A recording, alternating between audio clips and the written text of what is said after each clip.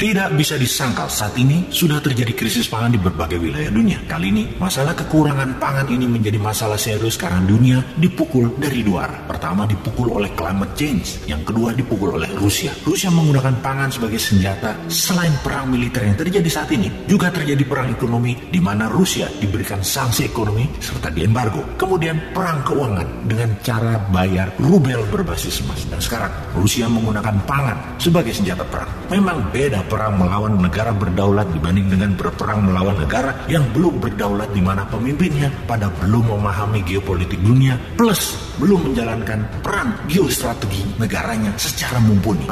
Rusia menggunakan food sebagai senjata perang atau lebih dikenal dengan food warfare. Sebuah fakta yang dihadapi saat ini di belahan bumi manapun, harga pangan meningkat naik tajam dalam beberapa bulan ini. Di beberapa negara, kekurangan pangan ini merupakan life threatening atau ancaman nyawa karena memang sudah sangat kekurangan, di mana diperkirakan di dalam beberapa bulan ke depan 300 juta jiwa di beberapa wilayah dunia akan mengalami kelaparan seperti di Afrika, Asia Barat, dan Amerika Latin. Dan kalau tidak ditangani segera dalam beberapa bulan ini, dunia akan mengalami masalah pangan dalam dekade ini. Untuk hal ini, tidak ada satupun negara yang bisa menyelesaikan masalah pangan ini sendiri. Yang jadi pertanyaan, apa penyebab kekurangan pangan ini? Ketika dunia saat ini terjebak dalam multi-front war atau beragam bentuk perang, ternyata penyediaan pangan menjadi senjata perang atau food weaponized. Salah satunya dengan menahan gandum. Dan Amerika menuduh Rusia untuk hal ini. Gandum adalah makanan utama di berbagai wilayah seperti Afrika Timur, Afrika Utara, Asia Barat, Eropa, dan Amerika tentunya.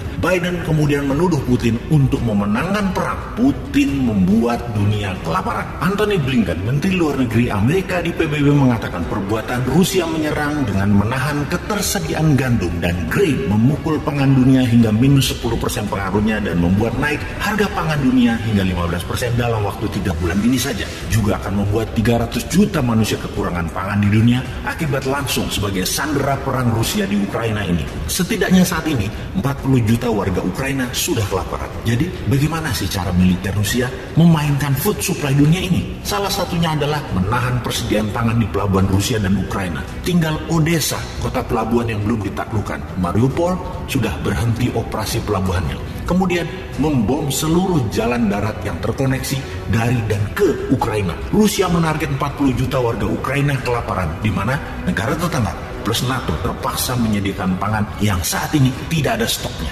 Ada lebih 28 juta ton gandum dan grain tertahan di pelabuhan Odessa dan Mariupol. Kemudian pabrik serta ladang gandum dan ladang grain terus dibombardir Rusia. Kita semua tahu 28 juta ton ini bisa untuk memberi makan 200 juta manusia dalam setahun di seluruh dunia. Sementara gandum Rusia merupakan penyedia kebutuhan 30% dunia. Dan ini juga ditahan, tidak dikirimkan ke seluruh dunia. Total penahanan gandum oleh Rusia dan grain oleh Rusia atau produksi Ukraina dan Rusia bisa membuat 400 juta manusia di dunia ini kelaparan. Dengan tuduhan Amerika dan Eropa atas tindakan Rusia yang mengakibatkan dunia kelaparan, apa jawaban Moskow? Sesungguhnya Amerika dan sekutunya lah yang disalahkan karena mengembargo dan memberikan sanksi ekonomi ke Rusia. Aslinya yang membuat food supply dunia bermasalah sekali lagi adalah perilaku Amerika dan sekutunya yang mengembargo dan memberi sanksi ekonomi ke Rusia. Ada lebih 10.000 sanksi ekonomi dijatuhkan ke Rusia yang membuat bukan saja gandum tidak bisa dikirim, namun banyak lagi jenis pangan lain yang terhalang,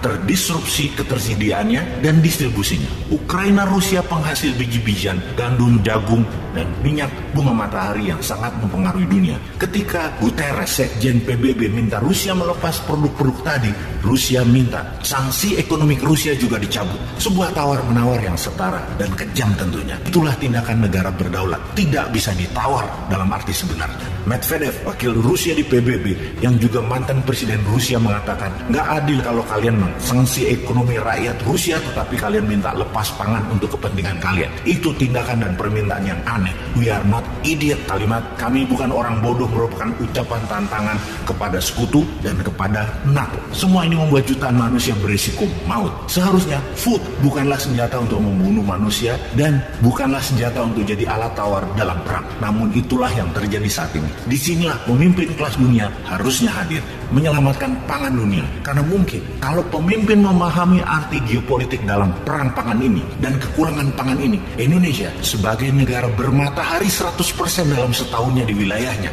dan juga wilayahnya mengandung air tawar lebih dari 90%. Pupuk organik dari tumpahan Gunung Merapi bisa menjadikan Indonesia kekuatan pangan dunia sebagai the biggest food country. Hal ini, sahabat semua, semoga pada paham.